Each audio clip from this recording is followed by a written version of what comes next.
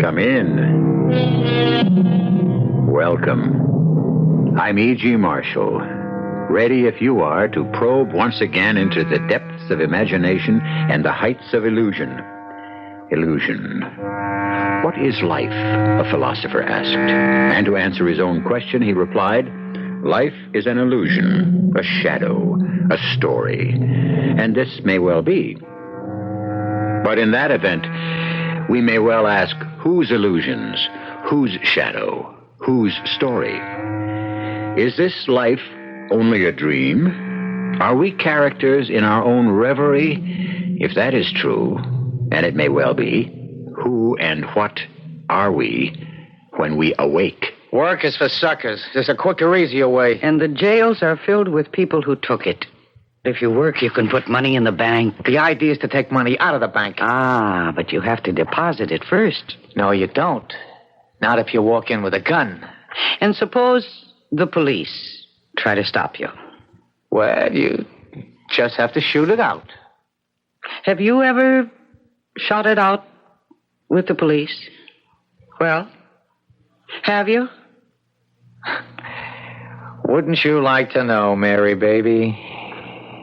Wouldn't you like to know?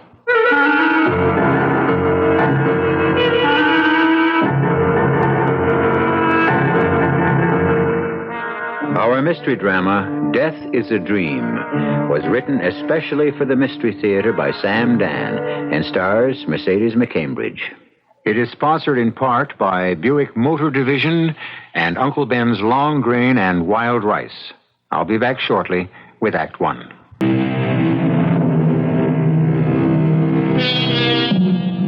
We are such stuff as dreams are made on, and our little world is rounded with a sleep.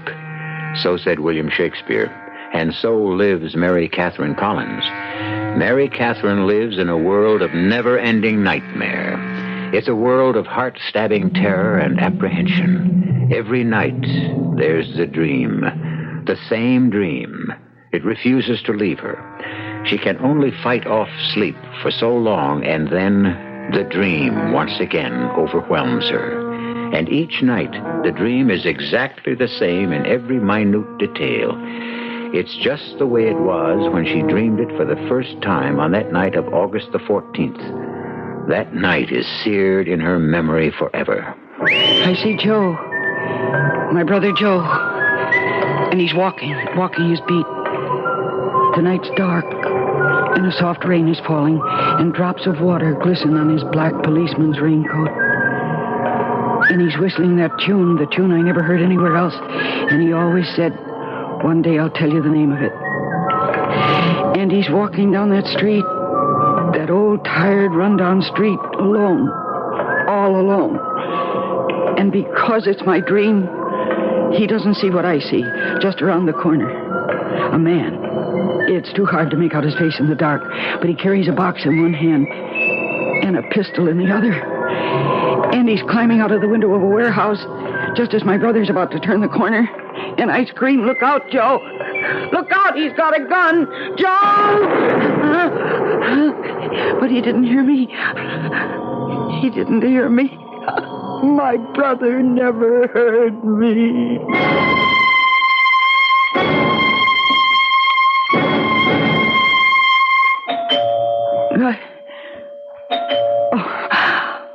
Oh, it was a dream. Yes. Hold. Yes, just a minute. Who is it? Mary, it's Frank Miller. Oh. Guess what? What is it, Frank? Come on in. Mary, You're here because of Joe. Yes, Mary. Something has happened to Joe, and you've come to tell me yourself. Mary. Joe is dead. He's dead, isn't he? Why else would you be here at this time of the night? Joe's dead. Yes, Mary. He was killed by some hoodlum who was robbing a warehouse at the end of Water Street. Mary, Who told you? I saw it happen. I saw it happen. Now, Mary, you must get a hold of yourself. He was shot just as he turned the corner. His revolver was still in his holster. He never had a chance. Joe never had a chance. I know how hard it is, Mary. I saw it happen. Oh, why? Why did I see it happen?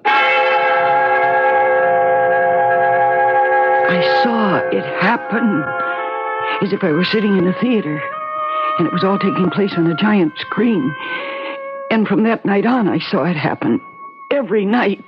Every night I was condemned to relive it again. And again. And again.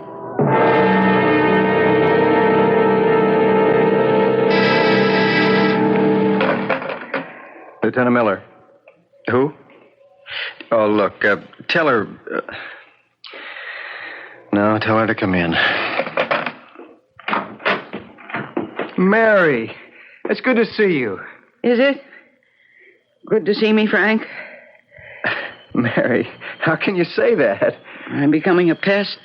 Admit it, Frank. Oh, I'll admit no such thing. I haunt you day and night. I pester you with phone calls every hour on the hour. Well, it's understandable. I know how much your brother Joe meant to you. No, you don't. Nobody could ever hope to understand how much Joe meant to me. Mary, I'm sorry. We're all sorry. But sorrow gets us nowhere. It's been 6 weeks now since Joe was killed. Mary, we've had every available man out on this case. I know. It isn't your fault. But I know how the department works. And little by little, my brother is going to become a statistic. Just another police officer killed in the line of duty by an unknown assailant. Mary, we're doing our best. I didn't say you weren't. What I'm saying is that your best isn't good enough. That's not fair. Fair? Oh. What's fair? Was it fair for my brother to be gunned down without warning? His revolver still in his holster? Oh, why did he have to be killed? Joe was a good cop. He gave everybody a break, and he liked to help people. Why did he... Look, Mary, we'll get the killer. No, I don't think so. And so that's why... That's why what? That's why I'm going to get him myself. Well, just what exactly does that mean? It means I'll have to get him myself. Well, how can you... I plan to spend a great deal of time in that neighborhood. Doing what? Teaching school. Teaching school? Why not? I'm a school teacher. But you're teaching uptown. I've asked for a transfer. Do you know what those kids are like? What that area is like? It was where my brother worked and was murdered. What can you possibly hope to... I intend to become a part of that neighborhood. You mean you'll poke around and ask questions? You can put it any way you like. You realize you can get yourself killed? I have a job to do. I'd taken step one. I'd made the decision to leave the soft and delightful job at North Crescent High School, known and with good reason as the country club. My principal was completely at a loss to understand why I'd want to leave his pleasant, well-ordered school for what he could only describe as the witch's cauldron at Southern District. Of course, there was no way I could explain it. And now, step two. To be accepted by John Hodges, principal at Southern District. And suddenly I realized it wasn't going to be automatic. You thought we were so desperate for teachers here we'd grab anybody who walks in? Well, truthfully, I didn't think there'd be... Well, the first part of your assumption is correct. We are desperate for teachers. Teachers. That's why we have to be very particular. But I... Yes, Miss Collins. I have a good record. Miss Collins, tell me, what are you doing here? Well, isn't that obvious? I want to teach English at your school. Why? Because I'm an English teacher. Look, we've done more fencing in the 5 minutes you've been in this office than all of the Three Musketeers put together. You have had the plum of the system. A job at North Crescent, mostly motivated kids from comfortably situated families. 90% of them go on to college. Do you know what we have here? Oh, I think so. You think so? Miss Collins... I know. They are difficult children. Difficult? Yes. Children? No. These are only adolescents chronologically. Well, I felt that there was no challenge at North Crescent. I see. And that here I would be tested to the utmost of my ability. I want to see if I can measure up. Well, Mr. Hodges, won't you say something? Miss Collins, I am seldom, if ever, at a loss for words. But I simply cannot figure you out. You mean you don't believe me? I need teachers. Cavalier as I may sound, I need teachers. I work best with seniors. Do you? Yes, especially with the advanced lit courses. Do you think you can teach Shakespeare? I've done it. Okay. Good luck. We'll set up a program for you. Thank you, Mr. Hodges. And I know that I'll be successful. I'm sure you will. Provided you survive. And so the time arrived for me to report for my first class. And I paused at the doorway and looked into the room. My heart did more than sink. It almost died within me. That classroom was a madhouse. They were tough kids. I almost regretted my transfer, but I remembered my brother Joe, and I knew I'd have to go through with this somehow. I needed a reason to be in that neighborhood, and I had to start with a nucleus of friends, or even acquaintances. Hey, look at this. Hey, is this the teacher? Come on. Hey, Teach, what are you doing now, huh? This class... Hey, Teach, what are you doing tonight? Hey, look at her. Please. This class will come to order. Oh, I'm going to order a couple of beers. Hey, what are you going to have, Chuck? Hey, you, who's got the dice? Let's get the game going. Now, you in the blue shirt, Yeah? you report to the principal's office. Oh, how about that? I get to go to And class. you there with the red hair, will you please sit down? Oh, that's a wig. I'll take it off. That young lady near the window. Yeah, but she ain't no lady. Hey, there ain't no action around here. Let's get the hell out of Let's here. dance, huh? Let's move it. All right, now, turn off that radio. Yep, hey, Teach, can I have the pleasure of this dance? I've huh? seen it first. Will you please turn off that radio? Now, turn that off. I'm sorry, Mr. Hodges. It was a fiasco. I know. I was just across the hall. I saw it all.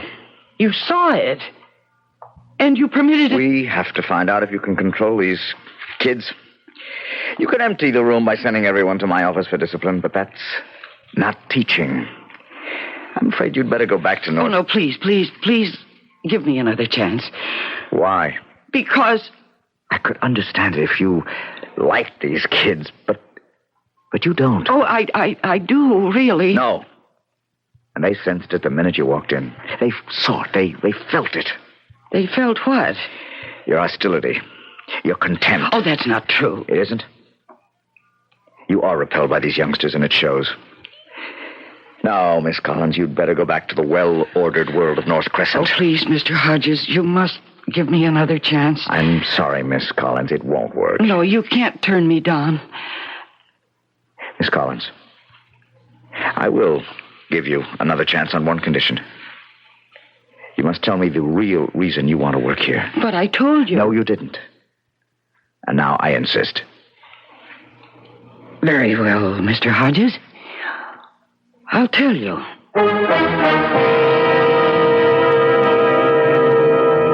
Well, what will Mary tell him? The real reason? If she does, how will he take it? If not the real one, then she needs a reason that sounds convincing. And can she make one up on the spur of the moment? One thing we know, Mary must have the job if she's to have any chance of finding her brother Joe's killer. Well, fortunately, she has a few moments to think about it before I return with Act Two.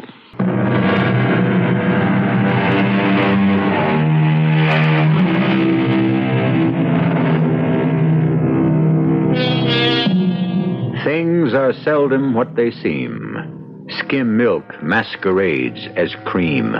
It's one of Mary Catherine Collins' favorite verses, and now it's going to form a pattern for the next portion of her life. She is attempting to masquerade as a dedicated teacher in a slum district school in order to find out, if she can, the identity of her brother's killer.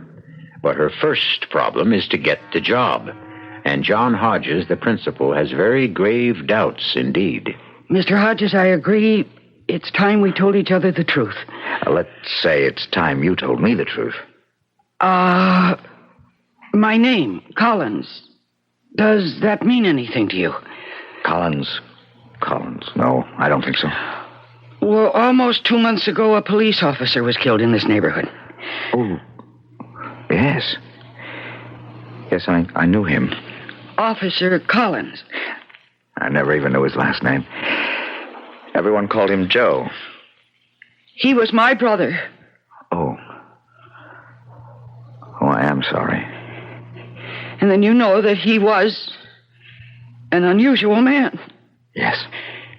He could have risen high. He could have gone far in the department, but he chose not to. He felt that good cops were needed in places like this. And I feel that if I could take his place somehow, if I could be the kind of influence in the classroom that he tried to be out on the street. Well, I won't be the one to refuse you. Oh, thank you, Mr. Hodges. Miss Collins, why do you think your brother was so successful with the people in our neighborhood? Well, I suppose he had a gift. He surely did. And do you know what that gift was? He liked the people. That's 90% of what you need, Miss Collins. I had told him a half-truth, but it was enough to nail down the job. And now, in order to keep it, I'd have to like those kids. But how? Okay, round one. Hey, Come out fighting. All right, now. Now, calm down. Now. Class, today I am going to introduce you to a man named William Shakespeare. Yeah, where is he? He's right here in this book in my hand. Well, why should I want to meet him? What's in it for me? Uh-huh. That's a very good question. What is your name? Charlie, I believe, huh? Oh, yeah, good. Well, you should become acquainted with Mr. Shakespeare, because as soon as you go back to reform school... I'm too old for reform school. I go up to the big joint on my next rap. Well, either way, you're going to have a lot of time on your hands. And Mr. Shakespeare can make it pass very quickly.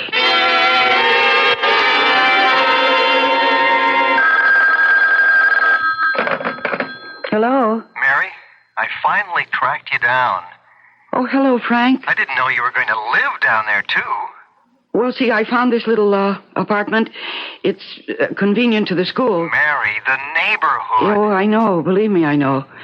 But people do live here. Mary, what are you doing? You can't go around asking people, do you know who killed police officer Collins? Yes, I understand. Well, then what are you doing? I don't know, Frank. It's just being here. I mean, I could hear something or see something. The department is working on it. You can get hurt. Oh, Frank. What is it? What's the matter? Frank, Mary, is something wrong?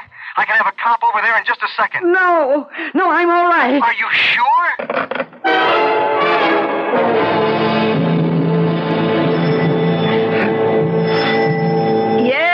Yeah, I hear you. What's the matter? You think everybody's deaf?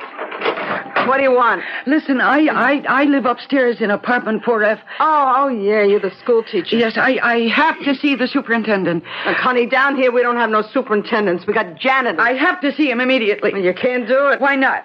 Because he's drunk. Look for yourself. You see? Sprawled all over the couch. Well, somebody has to do something. About what? There's a rat in my apartment. Only one? Oh, you're lucky. I just saw him. How do you know it's a him? I was sitting at the telephone and I saw this enormous rat. You sure it wasn't a mouse? Oh, what's going to be done about it? You got a gun? Shoot him. Now, please. Okay. When Strongheart here wakes up, I'll send him to your place. He'll bring up a broom handle or a trap. I don't know what he does. And what am I going to do in the meantime? About what? About the rat. I don't know. Try to make friends with him. Why, you make friends with him. Well, the days passed and I couldn't make friends with anybody. In the class, I'd reached a point where I was being tolerated, but just barely. And in the neighborhood, I was obviously alien clay. There was something different about me. My clothes, my accent. I had the look of somebody who didn't have to live there. And that made me suspect. And another thing, I was a teacher. I worked for the government, and the government always meant trouble. There were police, parole officers, and welfare investigators. I was beginning to feel very foolish. How was I ever going to get anywhere in finding Joe's killer? To whom could I talk? Well, hiya, Mary. Well, good morning, Charles. You saw because I called you Mary. No, it ain't as if we were in class. Hey, where'd you get the car? I didn't get it. I bought it. I earned the money, and I bought it. Oh, why do you always have to make a lesson out of everything? You're trying to tell me get a job, Charlie, be a good little boy, work hard, save your money, and one day you'll have enough to Yes, buy... I suppose that is what I'm trying to tell you. Work is for suckers. There's a quicker, easier way. And the jails are filled with people who took it. Now, listen, Charles, you like this car. Well, I worked to put the money in the bank. The idea is not to put the dough in the bank, but to take it out. Ah, but you have to deposit it first. No, you don't. Not if you walk in with a gun. But that's stealing. What about all the smooth, dignified, white-haired guys who steal millions and get away with it? Well, if you want to be a crook, why not be the best? Get yourself a good education so you can become one of the smooth, dignified, white-haired boys yourself. What, are you out of your mind? Why? I mean, is your way better? Do you want to spend your life in jail?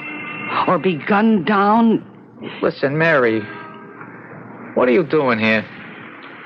Making a living. Oh, come on. You don't have to work here. You're a class dame. What's your angle? Angle? Everybody's got an angle. Unless what? Unless you like it down here. But then you'd have to be nuts. All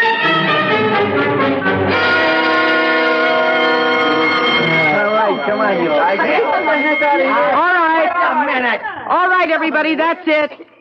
Now, for tomorrow, we have pages 30 through 45. What the heck is this? Come on. Miss Collins? Yes, Tony, what is it?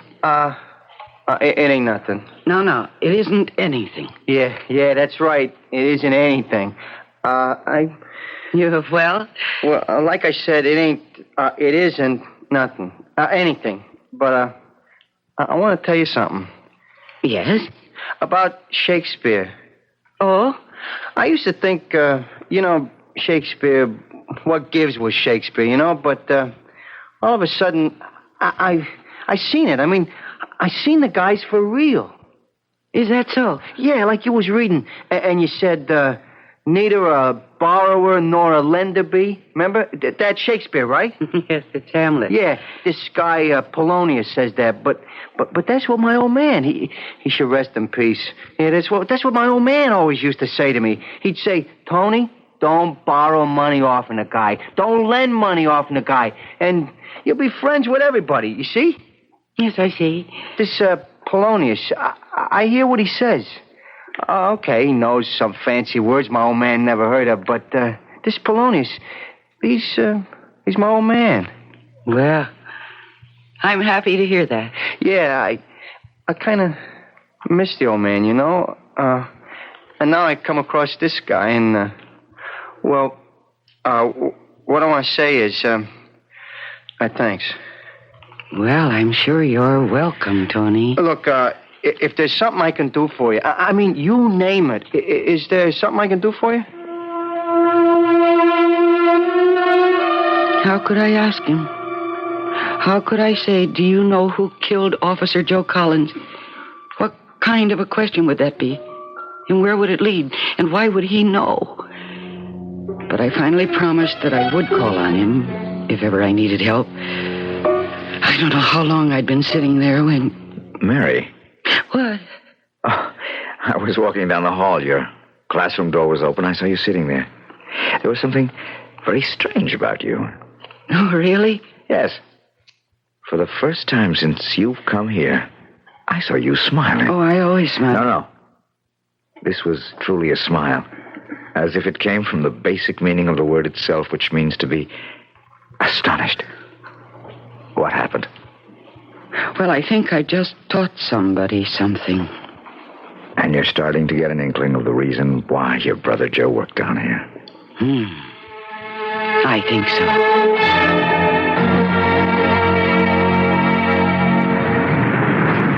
Hey, Mary. Oh, hello, Dora. Did you tell your husband about the leaky faucet? Oh, yeah. He'll get around to it one of these weeks. Listen. Now, tell me if I'm talking out of turn. Are you on the lam? Oh, what do you mean? Oh, you know what I mean, kid. Do the cops want you? Well, what makes you think the cops want me? Because a cop has been around asking for you, a plainclothes guy. Well, then how did you know he was a cop? Oh, kid, I can smell him. He's in the hallway now. He is? Well, thanks. Ah, so you are on the lam. I didn't say that. Then what are you going back to your car for? Well, I just remembered. I have a date. Listen, kid, I'm glad to help. Now, before you come back, give me a ring, huh? I'll tell you if the coast is clear. Of course, I knew it was only Frank.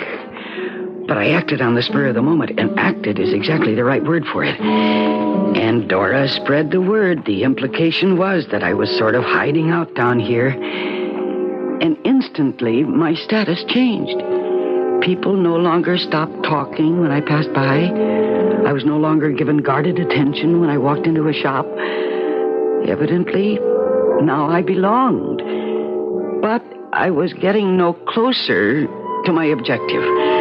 How could I come out with the direct questions? I was becoming a part of the neighborhood, but I still wasn't getting anywhere. Give it up, Mary. Frank, I can't.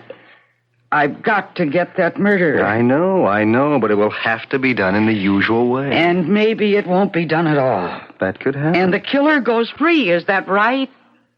What am I going to do? Come home to where you belong. No, I belong where I can find Joe's killer. But it hasn't worked. Help me, Frank. How? Tell me how I should go about it. I don't know what moves to make. There are no moves you can make. I mean, if you were in my place, you are a trained detective, what would you do? Well, I'd have stool pigeons out. We did, you know, but nobody picked up the slightest rumble. Very well, the informer angle has been covered. Then what? Well, the truth is, we're doing what you're doing, and with no more success. What's got us licked is if we could only get a description, any kind of description. Then we could ask definite questions. We could ask, do you know a guy who codes like this or that? But there are no witnesses. What? What did you say, Frank? I said, there are no witnesses. But that isn't true. What isn't true? There was a witness. Mary, what are you saying?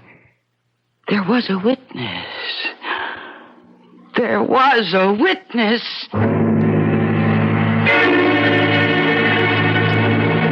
Was there? I've been following the story very carefully and closely, and I'm not aware of any witness. After all, Joe was killed on a lonely street. No one was there when it happened. Yet Mary says there was a witness. Oh, yes, of course there was. Can you figure out who? It should take you more than a few moments, and by that time, I shall return with Act 3. Joe Collins was killed in the line of duty. He was walking along a deserted street late one rainy night, doing his job, walking his beat. Someone shot him down and fled, and 2 months have gone by, and the police are no nearer to catching the killer than they were the night it happened. Only his sister has discovered the one element that is absolutely vital to the successful capture of the criminal. Or so she says. Mary, there were no witnesses. No one saw it happen. That isn't true. Someone did see it happen. Who? Me. What? I saw it happen. Mary, you weren't there. I didn't say I was there. I said I saw it happen. But how could you possibly... Because I dreamed about it. Oh, Mary. That night you came to my apartment to tell me yourself, remember? I remember. And you will also remember that I knew it before you even told me. Yes, I remember. Well, how did it happen that I could even tell you where? At the end of Water Street. And remember, you were shocked. Remember, you said, Mary, who told you? At the time, I was upset and nervous. How would I know that it was Water Street? I saw Joe turn that corner. And I saw the man coming out of the window of the warehouse. And I saw that he had a gun. And he fired as soon as he saw my brother. I am the witness because I saw the whole thing. All right, Mary. Fine, tell me. What does the killer look like? What? Well, you say you saw the killing. Describe the killer. Is that an unfair question?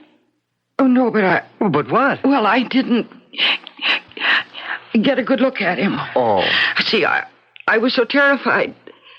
And I was so afraid for Joe that and besides, the man was in the shadow. I couldn't see him. I hate to say this, Mary, but your dream really doesn't do us any good. From a practical point of view, that is. Yes, but next time I'll concentrate on the killer. Next time? Yes, next time. Tonight. Every night I dream this dream, Frank. Every night. And this time I'm not going to fight it. I'll wait for it gladly. I'll welcome it. And this time I won't look at my brother. I'll look at the killer.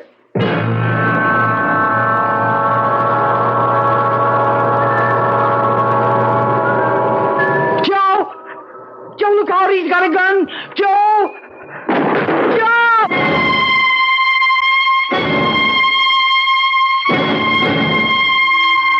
I tried to look at the man in the shadowy darkness, but I couldn't take my eyes off my brother. And it's in that darkness that the killer exists. And I've got to find him there. I must remember to look there, to look again.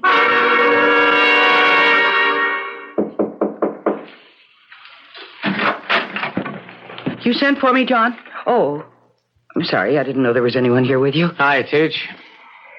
Well, what's the trouble? You'll have to go to the police station and identify your car. Why? Well, it seems Charles here and a few of his buddies took your car and went joyriding and then piled it up against a telephone pole. They would have abandoned it except for the fact that a police cruiser happened along. The rest got away.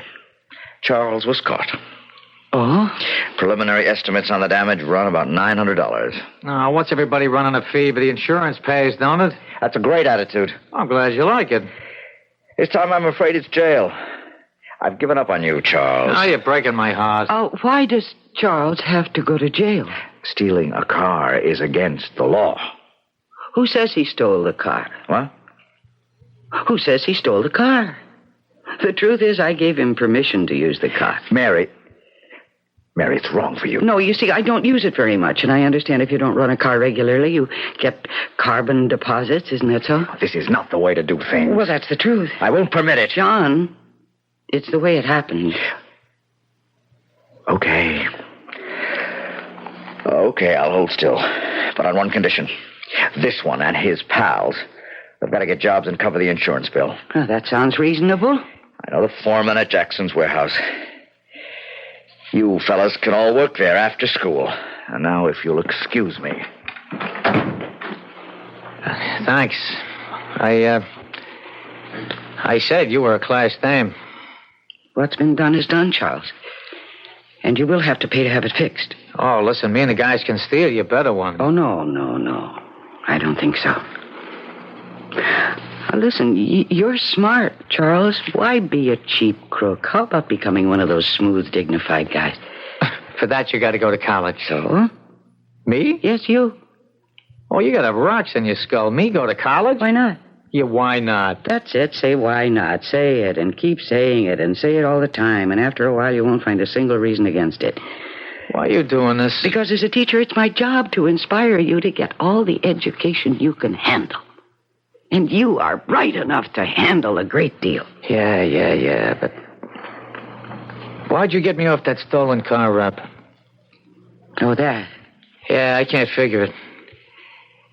Nobody ever done nothing for me before. I mean, zilch, zero, nada. Well, isn't it a better world when people try to help each other? Yeah, sure. All right, what can I do to help you? Oh, someday I might ask you some questions. Questions? Like what? Well, like, would you know a certain person? So ask. What do you want to know? Well, I don't know yet. But when you find out, you'll ask, won't you? Oh, yes. I'll ask.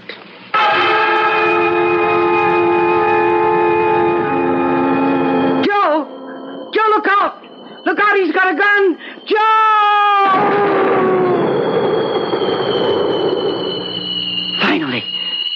Finally, something happened. In the dream, I saw the man. Clearly. For the first time. Not his face, I didn't get the chance. But I saw his body. I saw his body clearly defined in the shadow. He was young. Young, even as some of the kids in my own classes. And he was slim, almost thin. And he was tall. And tomorrow night,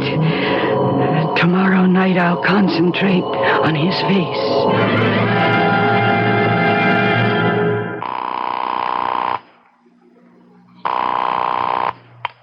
Lieutenant Miller. Frank, suppose I could give you a description of the killer. Well, that'd be great. But where would you get it? Well, every night in my nightmare, I see him more and more clearly. You mean you want a jury to believe that a man you see in a dream is Well, the why killer? not? I've seen all the rest of the crime. Can you imagine what a defense attorney would do with you on the stand? Frank, the man I see in the dream is the killer. We'll need more than a dream to convict. Well, maybe you do, but I don't. And what does that mean? Well, that means that I can handle all of it myself. Mary, you're not saying what I think you're saying. The murderer who killed my brother will be dealt with, if not by the law, then by me. Mary! I'm asleep. I must fall asleep. Right now. Now, while I'm still calm and relaxed. I need all my energy to look into that shadow along the wall of the warehouse. I've got to see his face tonight. I must see his face, the face of the killer. And then I shall hunt him down. Tonight. Tonight I will see. Joe! Look out, he's got a gun! Look out, Joe! That tall kid with the blonde hair and the scar across his... Oh, my God! It's Joe!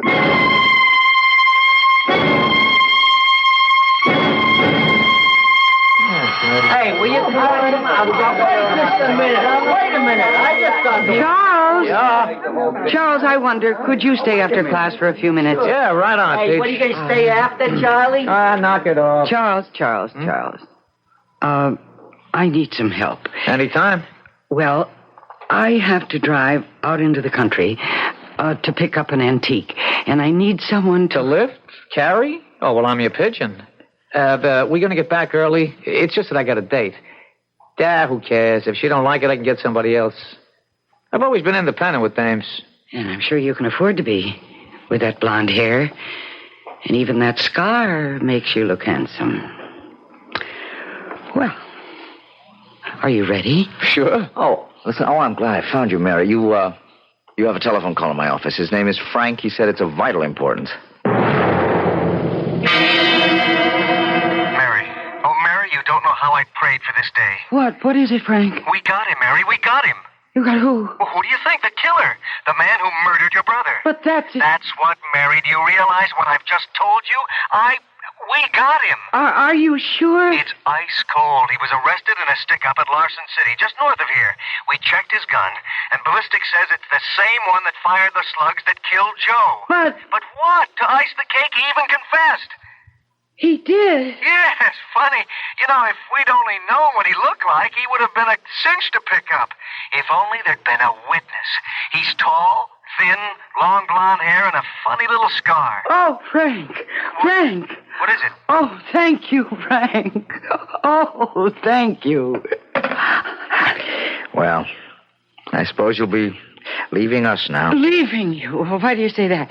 Well, I spoke to Lieutenant Miller. He told me everything. Oh? And so, now that the killer has been caught, I suppose it's back to North Crescent High for you. I don't know, John. You see, I'm not at all sure that they caught the killer.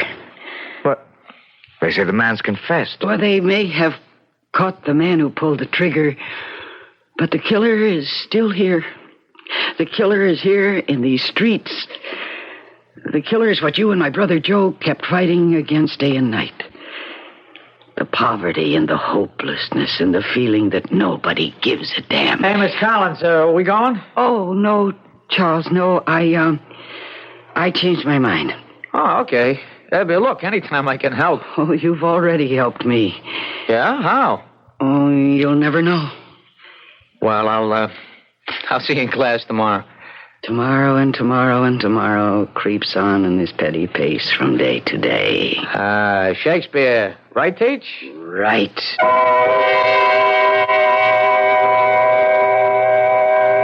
Tomorrow. That's the greatest gift of all gifts. A tomorrow. And Mary Catherine Collins will make sure of that by working today and every day with the kids that Joe loved so much. How fortunate a man Joe was. All the love and care that he had lavished on his sister returned to all the children. And I shall return with some love and a warning in just a few moments.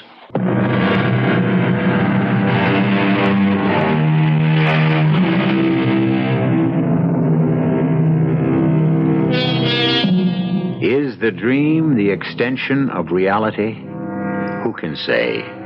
It was given to Mary to dream of her brother's death. Why? And to see the face of his killer. The true face.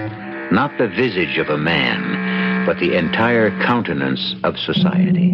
The crucible wherein the killers are formed.